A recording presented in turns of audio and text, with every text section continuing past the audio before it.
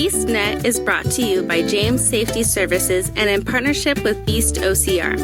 Here we discuss all things OCR and fitness related, running, endurance, conditioning, rucking, and more.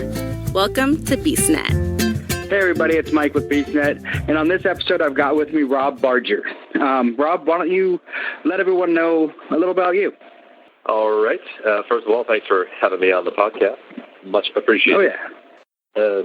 The real quick summary is I am the founder of RedPath Performance Group, and that started, there's a larger story, but it started 2 years ago. It's just a training group, getting people ready for endurance events, obstacle course races, Go Ruck events, that sort of stuff. My other job, my main gig, if you will, the one that provides the health benefits, is I am the director of travel for Spartan Race. So it's I do what I have to do so I can do what I want to do, that sort of thing. And just like the rest of us, do we have to so we can do what we want to. So tell us a little bit more about the RedPath performance, because that was one thing in your that's really interested me. I want to kind of learn about that. Well, it all started way back in 1998 at a little bar in Alton, Massachusetts called the Kinvara. And I was hanging out with a couple of friends. It was a Saturday. We're just drinking some beers. There was a big old projection TV, and they were showing a rugby game. And as this conversation was happening, there was a particularly nasty play, or a series of nasty hits. And as the camera zoomed out from this pile of bodies, this one guy stood up, and he just had blood trickling down his face, and his name flashed across the bottom of the screen, and his name is Brian RedPath. And I was like, ooh, RedPath, that's a strong name. And the look on this guy's face was like, yeah, this is what I do. This is my job. I do this all day. Like, oh, that's a strong name. That guy's kind of a badass. And at the time, I was working at Guitar Center, and I fancied, well, maybe someday I'll be a DJ, and I need a name. So, RedPath, that sounds cool. Not DJ RedPath, not MC RedPath, just RedPath. Well, as time goes on and people get a little bit older, the dreams of becoming a superstar international DJ kind of fall by the wayside. But the word RedPath kind of stuck with me. And eventually it started to take on a little bit of a mantra. And from the Isaac Newton quote, if I have seen further than others, it's because I have stood on the shoulders of giants. RedPath became the road to success is stained with the blood of those who have failed. And it's not necessarily all doom and gloom, blood all over the place sort of a thing. But the idea is as you're traveling down the road of life, there's turns to the left, there's turns to the right. And if you see that that something went wrong, if there were mistakes that were made, even if those mistakes were your own, those are mistakes that you can learn. As long as you don't repeat those same mistakes over and over again, you're going to be okay. So it's more about learning mistakes and continuing on in spite of those mistakes, and actually probably doing better because of those mistakes, learning from it. So that became a little bit of a personal mantra. And I was living in Las Vegas, and I started doing a little bit of training with Boot Camp Las Vegas and Julie Johnson out there. And I thought, maybe I'll get into training. Take on personal training. So when the concept of RedPath as a training group started to happen, and I didn't want it to just be RedPath Fitness, which is why it's not specifically RedPath Fitness. I didn't want to be pigeonholed as just somebody that did this training thing. So it's somehow the icon of an actual RPG, a rocket propelled grenade, came into mind. And so RPG, that's a nice acronym. So I started just spitballing some ideas and brainstorming, came up with RedPath Performance Group. And with that, I started talking to people that are related to, but not necessarily part of fitness training. So there are people that are yoga instructors, physical therapists. I have a couple of people that I go to that are firearm instructors. And I started to build this group of people. So now I have a pool of subject matter experts that I can tap into when the need be. And about 2 years ago, I decided to finally flip the switch on the training portion of it. So at that point, I started to take on clients and getting them ready for everything from Spartan races to Hurricane Heat, Go Ruck events, ultra marathons, that sort of thing. Basically, if it's something related to endurance or being outside and enduring something that's a little bit uncomfortable, that's what I try to help people get ready for, both the typical mental and physical preparation. That's awesome. And I mean, that's kind of, honestly, like this podcast started off as, talking just OCR and all that kind of stuff. And then I realized, same thing you said, why pigeonhole myself? Let's talk about everything. So, fitness, everything that gets a person through those obstacles of life. So that's awesome. So, well, one of the ideas behind expanding a little bit outside of just obstacle courses is everybody, well, maybe not everybody, but you recall the fitness craze of the inline skating and rollerblades? You don't really see too much of that anymore. So there's a possibility that if things go sideways, then obstacle course racing is kind of going to go the way of the rollerblade. But people are still running 5Ks and 10Ks and marathons and that sort of thing. So there's still some stuff around. So I'm trying to expand the offerings to make sure that it's varied. So there's people from a bunch of different areas that can keep benefit from it. Yeah, and that's kind of how we were with the podcast. It's like, we had the same thought that, not everyone wants to talk about OCR, but fitness in some way, some level is always going to be around. It might be, like you said, all of a sudden people could start doing inline skating again. Who knows? But, that was a craze that, I remember years ago, everybody had inline skates. And it was just huge. And it lasted for, a while, and then all of a sudden went away. So it's kind of, like you said, not pigeonholing yourself into one spot. Yep, diversity, that's the key to longevity. Yes. So I love the diversity. And like we were talking about, yoga, which is great. I love yoga. But you were talking about firearms and all that kind of stuff. How has that worked into your training? A friend of mine, Mike Trapani, he's a firearms instructor, and he does a lot of pistol competitions. And there's some physical components to it. It's not just standing on the line firing at static targets. There's some dynamic movements and that sort of thing. And over the past year or so, I've actually started to get into more of the firearms events that Go Ruck offers. And if you do some Go Ruck events, you understand that their cadre are top-level people. And then you do an event like Constellation, Immersion, Expedition, or some of the firearms days, and you realize that there's more to these people than just making you carry heavy things for long distances. There's a whole pile of skill sets that they have, and it would be downright irresponsible to not take advantage of that and to learn from them. So those are things that I try to offer, since I'm at events that are convenient for people in the Northeast, is that we try to stand up some events where people can come and practice similar skills from a qualified firearms instructor, not just get together with some buddies at the range. And that's cool. That's pretty cool. I have a friend of mine who lives in Florida, who I've known for years, that has really gotten into the firearms. And I've seen the videos.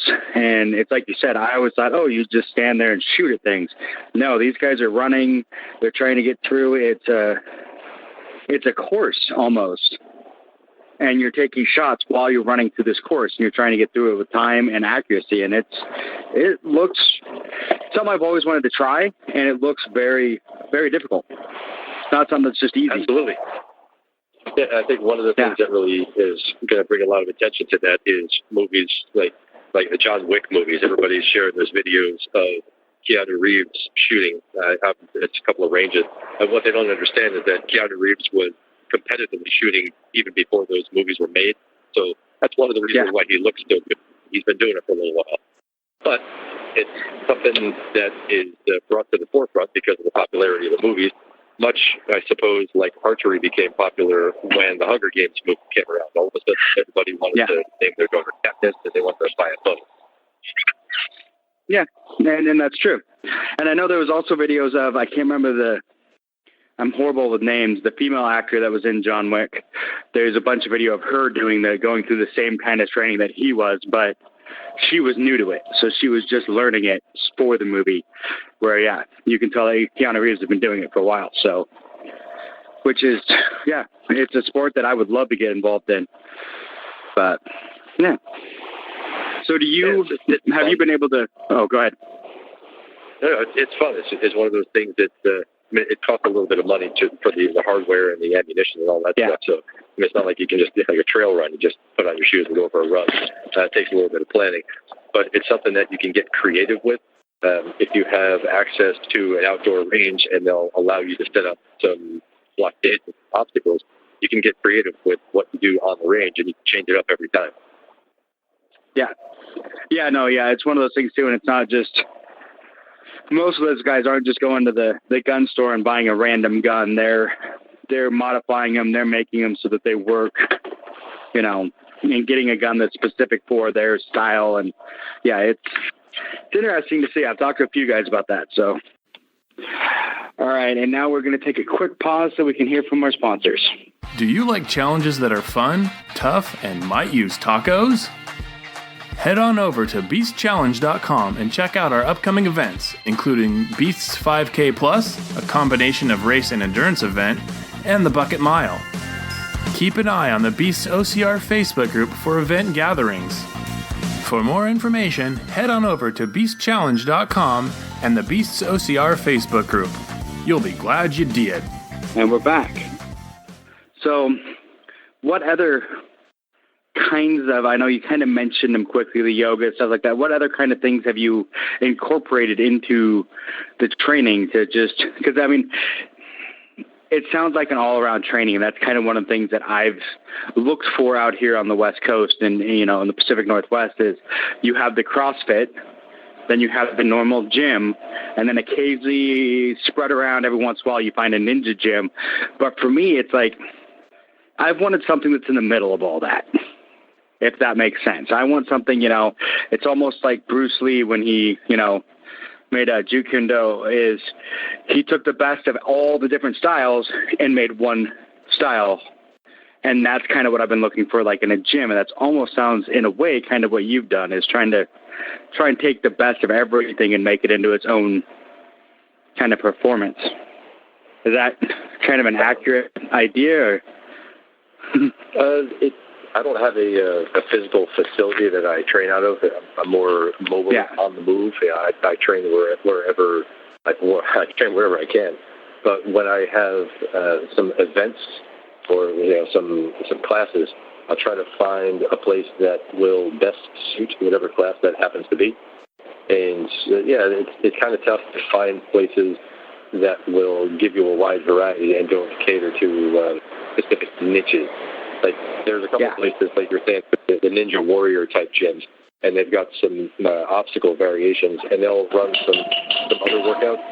But it's kind of tough to find somebody that's going to do everything, because that usually involves a lot of overhead, a lot of equipment.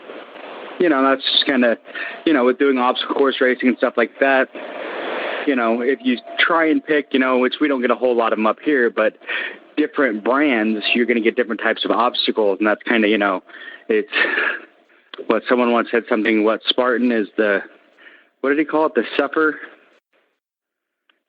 Like a lot of the obstacles in like Spartan are kind of like the suffer obstacles, the sandbag carry, the bucket carry. They're obstacles that, it needs strength, it needs conditioning and stuff like that, but there are obstacles that you suffer through. You just trying to suffer. It might not be the right.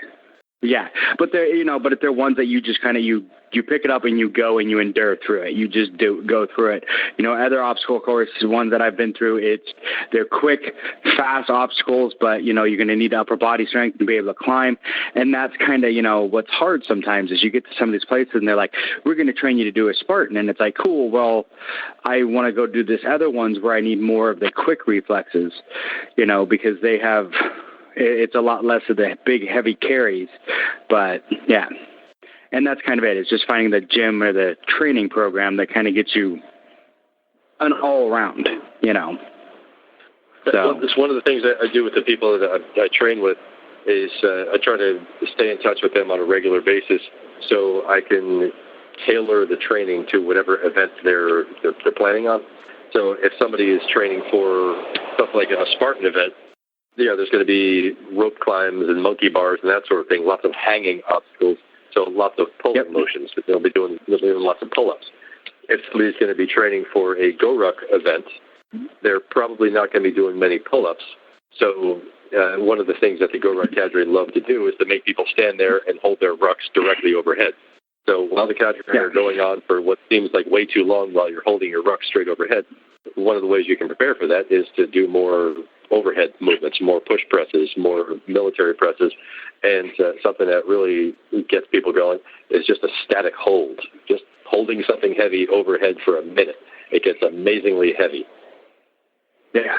So changing up the way that the training goes based on the events that people are planning on. That's a good plan. That's a good way to do it. And that's one of the things I know for me, I've found a new gym here that I really like and all that, but that's kind of the hard part is none of the trainers have ever done a Spartan or any kind of obstacle course race. So it's kind of like trying to explain to them, okay, this is, they're like, like American Ninja Warrior. No, not really. Not really. Yeah, not really. When you go to a big box gym, I don't want to name any names for fear of missing one or misrepresenting, but when you go to a gym that's got let's say a regional or even a national presence, and one of the trainers approaches you, like, hey, have you ever thought about hiring a trainer? And then you start asking them questions like, are they familiar with the events that you're training for? And they don't know what you're training for. It's kind of tough for a trainer to plan your workouts towards something that they're not necessarily familiar with. It's not entirely impossible, but if you show up to a gym and you're wearing a 50-pound ruck and you're doing bear crawls all over the free weight area, they might look at you like you're crazy, but that's something that you need to do for the event that you're training for. So if they don't understand it right away, it's a kind of a situation where you don't necessarily want to tell them, hey, no thanks, go screw, I can take care of this myself. That's actually an opportunity to invite them to participate with you, that you can be their guide on the course in the event. Yeah. That's actually the trainer that I've been working with. He's talked about, I've been talking to him because the gym that I go to, it's actually part of my membership is I get, so much time each month with a trainer. So, and when I've been talking to him, it's like, okay, I'll show him videos of some of the stuff. This is kind of what I'm talking about. I need to be ready to do this kind of stuff. So, yeah. Nice. So I know, so we talked a little bit about the RedPath. The other thing that you said, you've been with Spartan since what, 2013? Yes, June 2013. Nice. So, and you are the director of travel. So, what does that mean? You get everyone their planes, or? Yep. Most of what I do involves the build crew and the festival staff for the races themselves. Right now, we have 63 races in the United States, plus we're in 40 different countries. I handle a lot of the the domestic travel, and now that Spartan US has taken over some of the Canadian races, I might be taking over some travel for that. But also, like when we have international races, that's kind of let's say a big deal. Like we've got the championship race in Greece. We've got another championship race in Sweden. The last 2 years we were in Iceland. I was coordinating the travel for that. So lots of flights, lots of rental cars, lots of logistics when people miss planes or delays happen and that sort of thing. Luggage gets lost, or there were a couple of times when somebody winds up somewhere and they didn't realize it when they flew wherever they were going, but their passport expired while they were out of the country. So trying to coordinate the passport renewal while somebody is on the other side of the pond. Oh, wow. That would be And one thing for me is about a month, I want to say, about a month. About a month after I started the Spartan race was when I participated in the death race. And at the time, I was not only dealing with all the travel stuff, I was also Joe De Sena's assistant. So it was fantastic that I was being essentially hazed by my boss a month into my employment. Nice. Yep. So you participated in the death race? Yes, 2013 and 2014. And then I was on staff for 15, 18, and 19. Unofficial finish in 2013 and official finisher in 2014. So I have the $6 plastic skull, yeah. And I've talked to a couple of other people that have the plastic skull, and it's one of those things. It's like, not to sound bad, it's like it might be a $6 plastic skull, but you know, and other people who would know what that $6 plastic skull really is worth to you. So I mean, that's all the work leading up to that. But you went through not just at the death race, but preparing for the death race is that's amazing. So it's one of those things that's on my bucket list eventually, maybe. But with some of the injuries I've had and other stuff, I think it would be a tough one for me. But I don't think it's completely out of the realm of possibility. So because nothing's completely out of the realm of possibility. I like to break it down to its base level, and it's really just 3 days of walking around in the woods. It's a dumb good time. I think that's the best way I think I've ever heard it explained. It's a dumb good time. So yep, you're out in the woods doing dumb stuff with your friends. See, and I'm okay with that, but it's the 3 days that I'm not sure my brain can wrap around. I've done it for 12 hours, 13 hours, but I'm not sure about 3 days. Well, at some point, you just go into autopilot mode. You go into the drone zone, as they say, and you're just cruising right along. I remember 2014. I think we're in the second night. We were going up and down the mountain, and all I could repeat to myself over and over again were the words, "Sun up, please." And that evolution lasted from midnight to 7 a.m. And it was just sun up, please, until the sun finally came up. And then everything was good. Wow. Yeah. As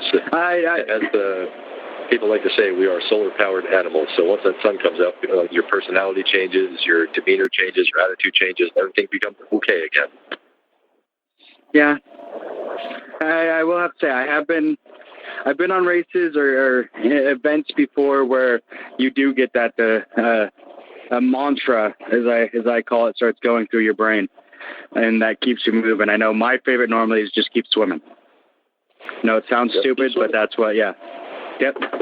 When all of a sudden it comes down to like every part of me is like, you're done. Just sit down and be done, and my brain just. I'll just start chanting, and sometimes even out loud. So people look at me like, you're crazy. I'm like, whatever. It's what keeps me going. Just keep swimming. All right, and now we're going to take a quick pause so we can hear from our sponsors. Like what you hear? Make sure and subscribe and review us on your favorite podcast platform. Be sure to find us on Facebook, Instagram, and Twitter. If you're using YouTube, please click the little red subscribe icon. Then click the little bell for notifications of future episodes. And if you could, give us a thumbs up. And we're back. So, have you participated in a lot of Spartan events, or more like, I know some people, employees, do participate in events. Other ones just kind of, do their stuff as employees, and that's what a lot of those guys have to do, like the build crew, all them. I don't think I could do an event after everything they have to go through normally. But no, those guys do their own. They do like a 10 or 12 day death race for every event that they're working. That's a very difficult job. I mean, they're outside for 12 to 14 hours a day for 10 days in a row, regardless of the weather, and they need to make it happen. Otherwise, thousands of people are pissed. Yep.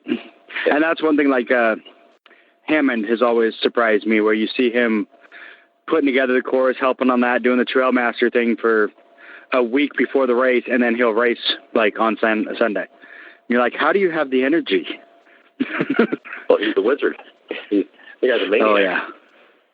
Oh, he is. He is. I keep bugging him. One day I'll get him on this podcast. He keeps telling me yes, and then, he's a slippery one. Yeah, but he's happy. I remember, I think it was a Breckenridge race 2 years ago.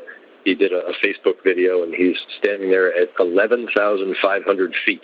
And he's like, yeah, this is where the bucket carry starts. And it just goes up from here and points, and the top of the mountain just seems so far away. So he got a lot of frowny faces for that one. Oh, yeah, but he's smiling the whole time, and he loves it. Yeah, my history of the Hammond is 2016 in Montana. I had 2 team members that got hurt during the Montana Beast, but we wouldn't quit. We just kept going. It was 12 and a half hours that we're out on the course, making sure everybody finished. And he caught up to us as the sweeper. And my friend looked at him and says, you can do whatever you want, but we're finishing this race. And he looks at her and says, that's the great attitude. Everyone behind you quit. Let's go. And stuck with us for 3 miles. So, and I mean, it was awesome. So, yeah. But, so I'm looking through the list that you sent me of all the stuff that you've done, and that's a lot of stuff. I've done a couple of things. I go places and I do things. I know, it seems like it. So, let's see. Counter custody and improvised weapons class? What's that? Well, there's a guy, let's see, I guess I'll back up a little bit. A guy named Stephen DeToma of Gauntlet Endurance. He lived in California for a while, and then he moved to exactly the town that I live in. So rather than see that as competition, I was like, oh, this is cool. I can team up with this guy. And he actually only lived here for a little while, and then he and his wife moved back to California. But while he was here, we had a bunch of conversations, and he said, have you heard of this Instagram page, Ed's Manifesto? And I was like, nope, never heard of it. So looked it up, started paying attention to it, and Ed Calderon of Ed's Manifesto was doing some pretty cool stuff. He's been working in Tijuana and border towns for the better part of like 15, 20 years. And he's learned a lot of things on the streets out of necessity. Like he's got some tricks that he does with handcuffs, and people say, how did you learn to do that? Who did you learn that from? And he said, I learned it from a 15-year-old gang member. So that sort of thing, like learning things the hard way out of necessity. Well, he takes his show on the road, and last May, I had Ed out for a counter custody improvised weapons class, and I'm going to have him back out in February for another class. But it's essentially how to escape things like zip ties, duct tape, handcuffs, how to improvise like locally sourced weapons, and how to make things of opportunity, MacGyver type stuff. Now that sounds pretty cool. You've definitely piqued my interest in that one. Yeah, one of his things is you'll never go into a Hobby Lobby and see it the same ever again. Everything in Hobby Lobby is a weapon. So I could see that. Big class. And on day number 1, he goes through the menu of offerings. You pay attention to class, take some notes, and there's some practical hands-on stuff, and you develop these skills. And the first night, you have a homework assignment, and then the second day, you show up, and there's a little more classwork. And then there are field exercises, right? You need to demonstrate your understanding of the lessons that you learned in the previous day and a half. And if you don't demonstrate proficiency, then it's terrible because you're zip tied, you're duct taped, you're handcuffed, and he's making the situation not necessarily, it's not life threatening, or you're not in physical danger, but the psychological stress is there because you should be able to deal with the situation because he taught you how to deal with it. So surprisingly, most people get out of these situations that he puts them in just a matter of minutes. But if they were not trained to do so, they would struggle, and they would probably get to the point where they're going to quit. Give up.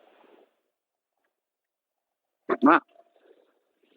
Like I said, you've definitely piqued my interest on that one. That sounds pretty cool. Yeah, it's a good time. Just practical life skills, that sort of stuff. And you're in Virginia, right? No, I am in Massachusetts. So the class that I got coming up, that's going to be February 15th and 16th in Massachusetts. Okay, Massachusetts. Okay. Wow. Yeah. See, but he does classes all over the place. I might have to look that up. You said it's Ed's Manifesto? Ed's Manifesto on Instagram. That's pretty cool. I'm going to check him out. And then he let's was on see, Joe what's the other Rogan maybe a week after he did our class, and his Instagram following went up.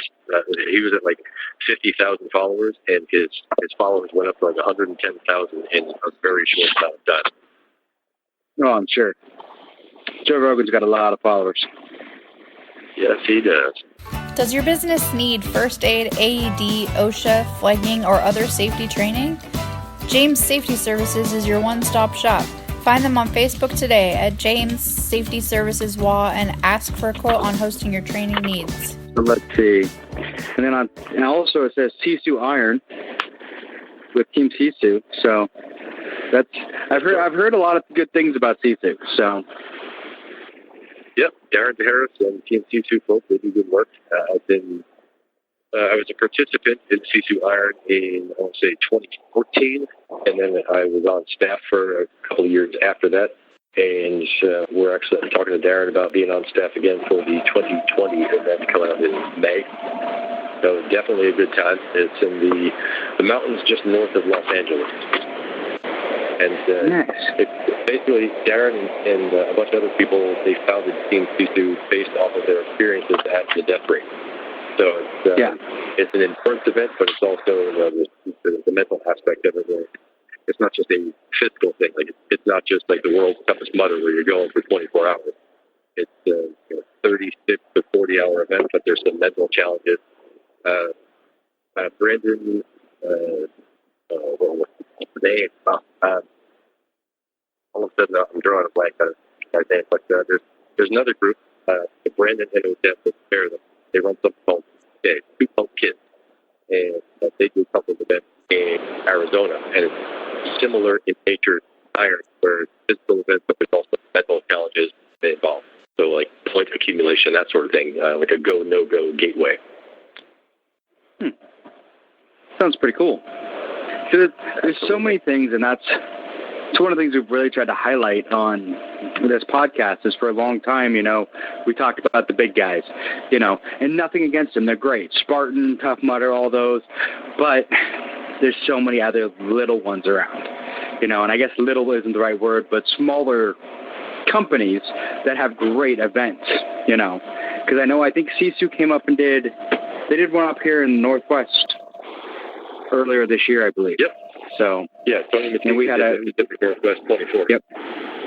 Yeah, and we had a few people that did that we had on afterwards that talked about what a great fun event it was. So it's definitely something I'm looking at maybe doing next year. So fantastic. Yeah. Sorry, I was looking at the list of like everything you have. So so there's a lot of stuff you've done for Spartan. I don't remember which list that I sent you, but there's stuff that dates back to like 2009, let's say, everything from Ragnar relays to basically every event Go Ruck has to offer. With the exception of the Star Course. I haven't done a Star Course. I have a friend who's done 2 this year. Okay. So it doesn't look like I'm not. It didn't work into my schedule, and it seems like a good time. I know some people that have done them, and some people that I'm working with for training have done them. It just hasn't worked out with my personal schedule. Well, yeah, with doing everything you got to do for your day job, and then, the other stuff you've got going on. You seem like a very busy guy. So. Yeah, sometimes by design, sometimes because I forget that I have committed to something, and I tend to overcommit. I have a hard time saying no sometimes. Yeah, I have that problem. My wife gives me that look all the time when I tell her, hey, I'm doing this. And she's like, really? Along with everything else? I'm like, yeah. So, because I do this podcast. I have another, nerdy podcast that I do with a friend where we, talk Marvel and all that stuff. And then I actually have a radio show that I do with my kid that's on a internet radio station. So, yeah, that's a comedy show. And those are just a few things. And along my day job, I'm a safety professional for construction companies. So I go to job sites. I travel a lot and go to job sites and basically make sure people are being safe. And then I teach OSHA classes and first aid, CPR, all that fun stuff too. So I have a whole lot that I do to keep myself busy. And then obstacle course racing, obviously, but yeah, just for fun, something on the weekends. Some on the weekends, something to keep me going. So I know this year I'm pretty much done. I've got one more. I'm doing the Spartan in California in December, and I'm doing a marathon on December 1st. And other than that, I'm done for the year. So yeah. Yeah, sometimes you got to take a break. Let yourself recover mentally, physically, catch up to all that stuff that you've been pushing to the side because of those things that you feel you need to do. Yeah. Nope.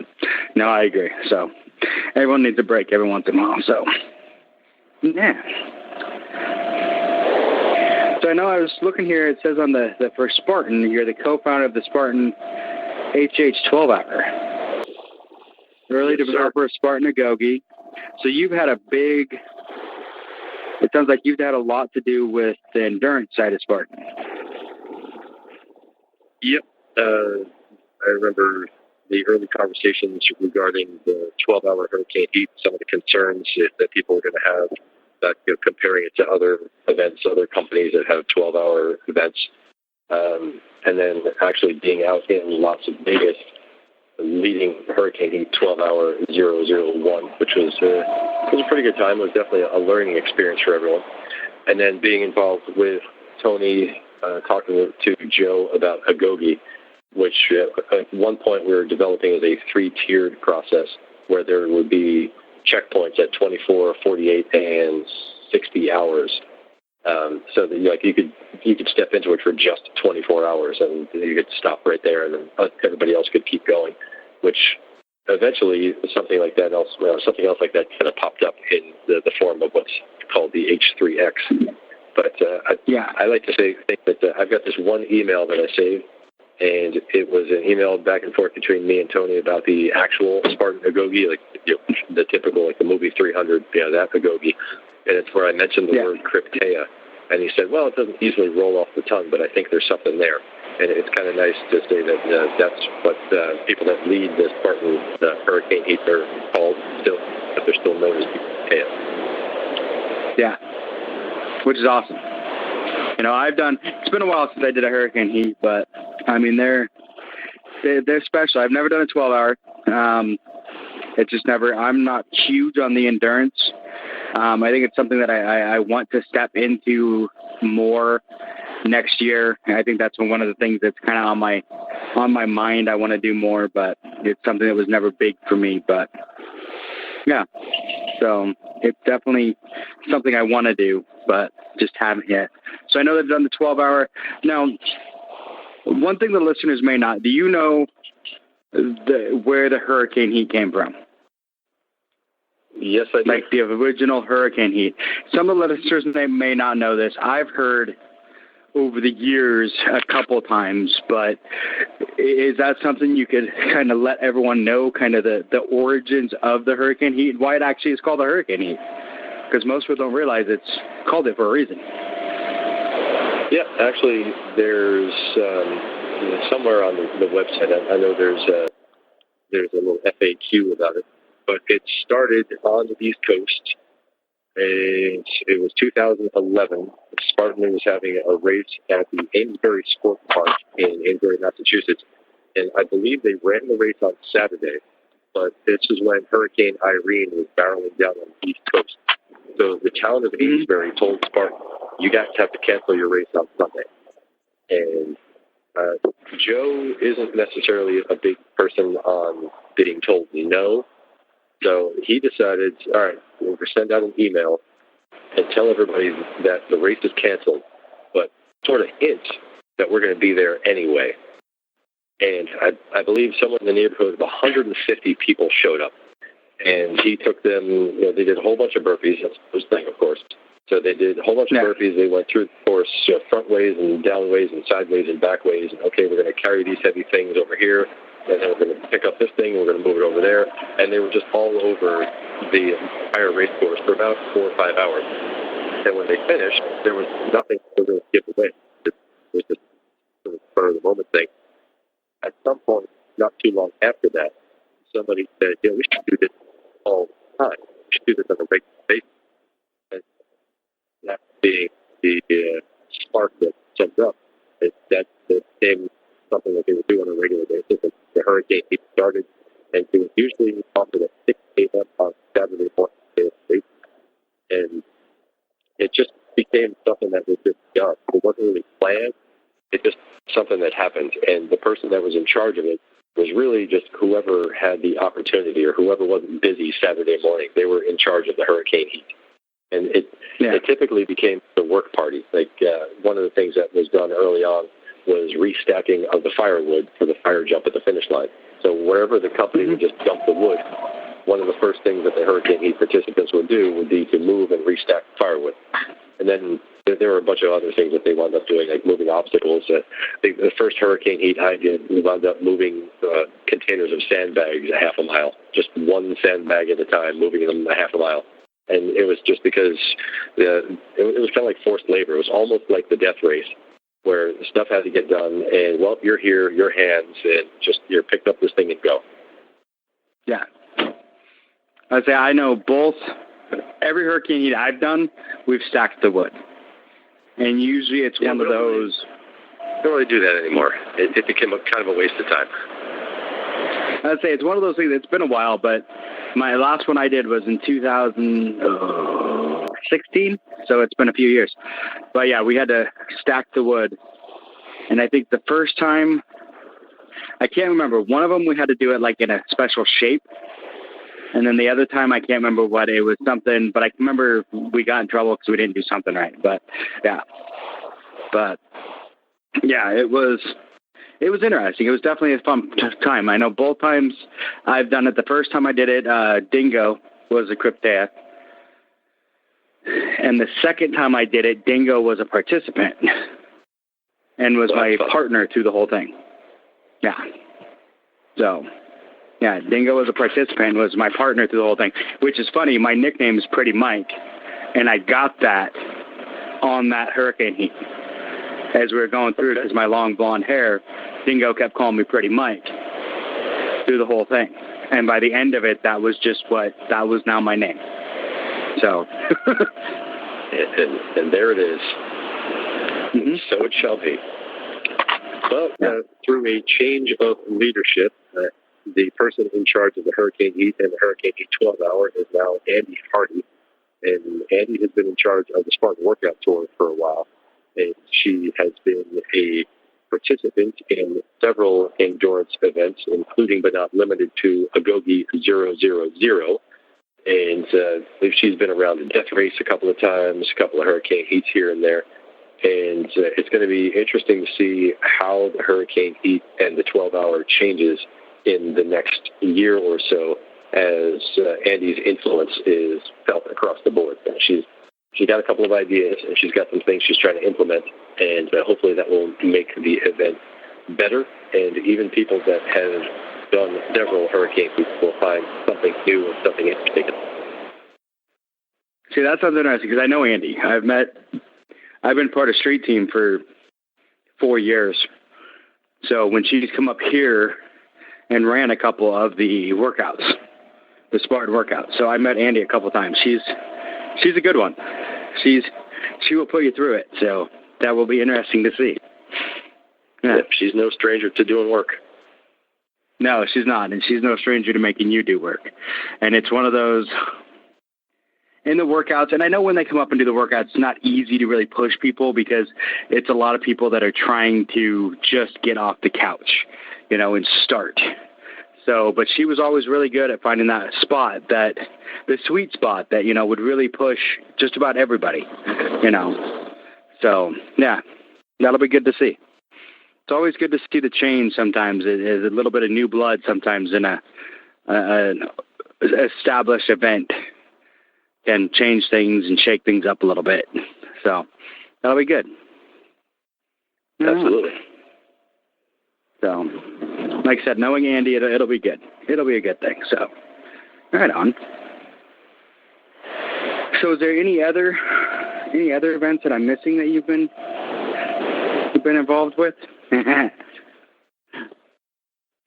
Other than the usual stuff, like I said, I've done a bunch of Go Ruck events, a bunch of Spartan events. Like the only Spartan offering that I haven't participated in is a Gogi, and I was on staff for several of those.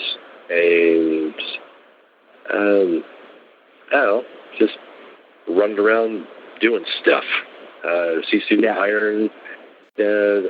In August, I ran my first ultra. I did the Anchor Down Ultra in Bristol, Rhode Island.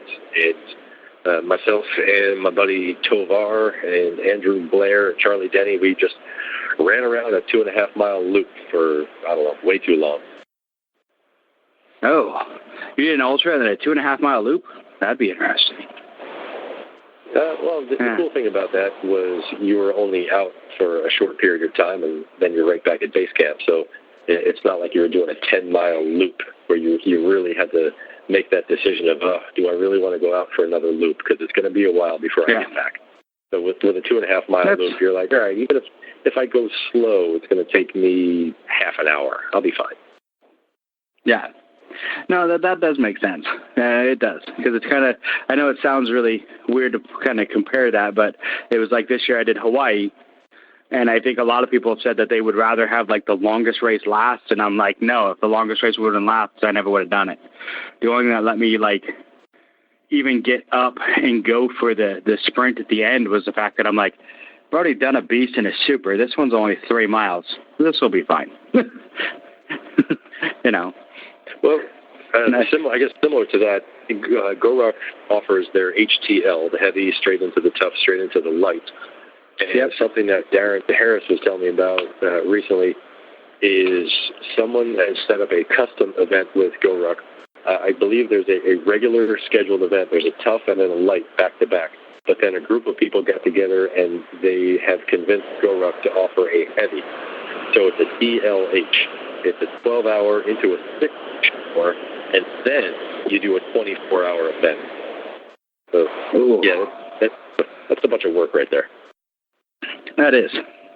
See, I'm definitely a firm believer in doing the smallest one last, even though sometimes that can be, it can be bad, because there's been a couple times where I've gone to a Spartan weekend, and it's like, I'll do Saturday's race, and then Sunday will be a sprint, and I'm like, I can get another sprint some other day. So I'm going to relax. But if it was the other way around, it's harder to find a sprint or a beast. So it's like, I'd always do the bigger race because I know it's harder to get. But yeah, I don't know if I could do, I have a couple friends that have done the HTL, done all 3. And I'm like, I don't know. That seems like a lot. So. Yeah, it's definitely a lot of work. You're starting on a Friday, you're ending on a Sunday, and you just have to grind through it. And of course, there's the preparation for it. You can't just go in without preparing for an event like that. And then you have to do the work, but you really have to stay ahead of the pain and just convince yourself, like the whole "just keep swimming" mantra. You just have to keep going. Like when the cadre is telling you that you suck, you just have to realize, okay, I suck right now, so I need to figure out how to not suck. And then because the light, the tough, and the heavy are all team events, everybody needs to really come together as a team, because you're not all going to be rocking it all at the same time 100% of the time. So riding the rainbow of emotions, as I like to say, there are times when you're going to be the strong person that needs to help out somebody else, and then there's times when you're going to be falling apart and you're going to need to rely on the team. So you take care of the team, and the team will take care of you. Oh, yeah. I firmly believe that. That was, Hawaii was one of those things for me where I fell apart on the second day because I had major foot issues. And if it hadn't been for my team with me, I would have just sat down on that mountain and been like, cool, send someone to come get me. I'm done. Yeah. Team is everything. Yeah, a good amount of good-natured ribbing or peer pressure doesn't hurt either. No, it doesn't. No, it doesn't. I've been enough of those where all of a sudden it's like, I'm going to quit, and then, someone starts ribbing you, and you're like, really? I'm going to show you. I'll show you what I can do. So, yeah. Nice. You're back into it. The fire gets lit, even if it's just because you're irritated at that person, and you want to show them that you can do it. Yeah. But, I mean, it works. It really does. All right. Well, we're coming up. I usually like to keep these about an hour, and we're right about at that mark. What would you like to tell the listeners in closing, as we're heading out? I think one of the things that I recently, well, maybe not recently, but let's say 2012, when I was running a whole bunch of Spartan races, I was wearing the timing chip, and I would go fast, and I would get to the finish line. I'd head over to the results table, and I would see how I did, how I ranked overall, age group, gender, all that sort of stuff. But I realized that I was missing out on a good portion of what the race was about. The idea, the tagline about ripping people off the couch, or you'll know at the finish line, that sort of thing. So in 2013, I stopped wearing the timing chip, because if I did that, then I wouldn't be able to check my standings. I wouldn't be able to check my rank. So that kind of forced me to slow down, and it allowed me to appreciate the stuff that the course managers do, like Steve Hammond and Woody Peters. Those guys are awesome. They put a lot of work into what they do. And some people don't realize what the course manager does and the amount of work that they put into it. I mean, they don't just go out there and just throw course marking tape just randomly throughout the trees. Like they'll physically walk the course for a whole day, just looking for places that they think the course should go, that they think will improve the quality of the race for the participants. So I found that by going fast, I wasn't really enjoying the course that much. And by not wearing the timing chip, now I can slow down. I don't have to worry about it. It doesn't matter if I go fast. My time is the same. It's 0. But then I was also able to spend a little more time at some of the obstacles and engage with other participants a little more. Like get to the 8-foot wall, you're good to get the wall, jump up, grab the top, flip yourself over the wall, boom, jump. So jump over the wall, but then back around the other side and help people that are having a little bit of a difficult time. And if there are times when you'll come back around the wall, you'll often help people, and they'll look at you like, no, go ahead, I don't want to slow you down. And you just have to look at them like, no, I'm good. This is fine. I'm here to help you. It's okay. I'm going as slow as I need to go. So people really appreciate the fact that you're doing this simple little thing that seems like you're sacrificing your own race, but that's kind of what you're there for. You're there to help other people improve what they see as a physical obstacle. Maybe it's a physical manifestation of some emotional or intellectual obstacle that they're trying to overcome. And once you help them get over that wall, they really genuinely appreciate it, which is kind of nice. So slowing down, enjoying the course, and even for other events like the Go Ruck events, somebody might be looking at a Go Ruck tough. They say, 12 hours. I don't know if I can make it that long. So sign up for something that's a little bit smaller. Sign up for the light. And realize, as we mentioned, that if you take care of the team will take care of you. So don't get scared or intimidated by it, because the last time I checked, the success rate of a Go Ruck light was near 99%. So just about everybody that signs up and shows up, that's the important part, just about everybody that shows up for a Go Ruck light finishes the event. And then you start to meet this community of people that will help you take the next step. And one of the things that I thought was really powerful about when I was leading Spartan Endurance events was the people that looked like they had the deer in the headlights look about them at their first hurricane heat. It's a 4-hour event. They're not carrying any weight, but they just have this look like they're scared, they're a little anxious, they're nervous, they have no idea what to expect. And then 6 months to a year later, they're knocking down 12-hour events, and you see them on social media answering questions for people that are now the deer in the headlights. So as the expression goes, the big ones take care of the little ones. And then all of a sudden, bring up that next wave of people, they're the ones that are helping the next wave of people. So just the evolution of being the person that has no idea what you're doing to becoming a resource that other people are going to for information. So I guess the gist of it is just dare to dare. Just try it. What's the worst that could happen? You don't like it? You don't succeed? So what? You got to do it. You got to find out. You got to find out what you're made of. Yeah, I agree, and I know what you mean by the walls. I know I've spent upwards of 15 minutes or longer at a wall, just sitting there letting people climb over me. They look at me like, "Are you sure?" I'm like, "Yeah, I'm already here. Go for it."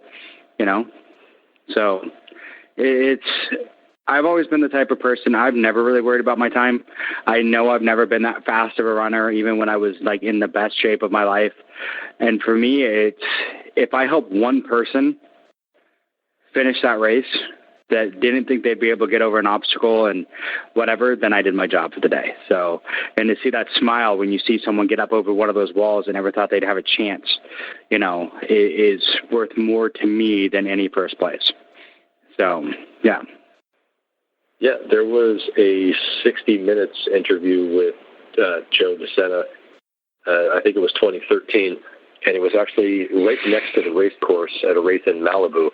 And the way that the interview was set up is that the interviewer was looking at Joe, but just over the interviewer's shoulder, as Joe was looking at him, was a slippery wall. And Joe kept looking over the guy's shoulder. So eventually the guy turns over his left shoulder and he's like, what are you looking at over here? Why do you keep looking over here?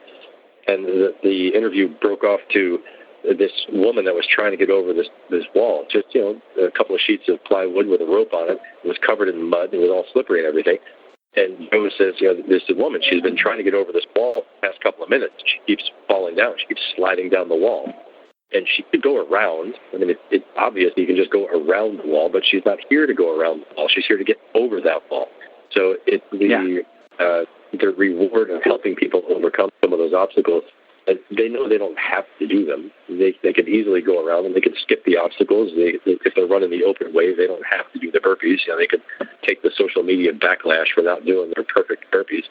But it's all about helping people achieve some of the goals that they've set for themselves. And I like to say that if you really want to know what those events are supposed to be about, yeah, the elite athletes, they're awesome. They train really hard. They're good at what they do. But it's the last 15 or 20 people that cross the finish line. And you know, from with your experience in Montana with Steve Hammond sweeping the course, those last 15 or 20 people, as they cross the finish line, a radio call goes out from the build crew, the festival staff, anybody that's left in the festival area converges on the finish line. And those last 15 or 20 people get more authentic applause than the thousands of people that have already crossed the finish line, gotten their banana, and have posted their selfie on Facebook. So it's that sort of thing. It's a powerful, gritty human experience that's more rewarding than just going fast for your own amusement. Oh, I agree. That was, I think, one of the best things about, street team before being that last, working the last shift, because it was always, when that last racer was coming, you got that call that said, across the loudspeaker, everything, hey, the last group of racers is coming. And everybody would leave merchandise, leave everything, and walk straight over to the finish line so they could cheer this last person in, in this last group. And it's the coolest thing I think I've ever seen. And being that last group one time was, seeing that is just amazing. So, yeah, I love that. Good times for sure. Oh, yeah. Well, perfect. Thank you for talking to me. I loved it, and we'll definitely have to talk to you again sometime. So, yeah. No, this was a blast. Thank you very much, and yeah, I will talk to you soon. All right. Thank you very much, sir. Thanks for chatting with me.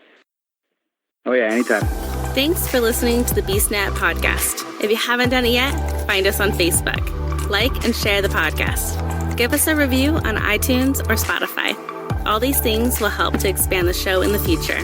This show is brought to you by James Safety Services in partnership with Beast OCR. Don't forget to subscribe and let us know what you think and what you like to hear.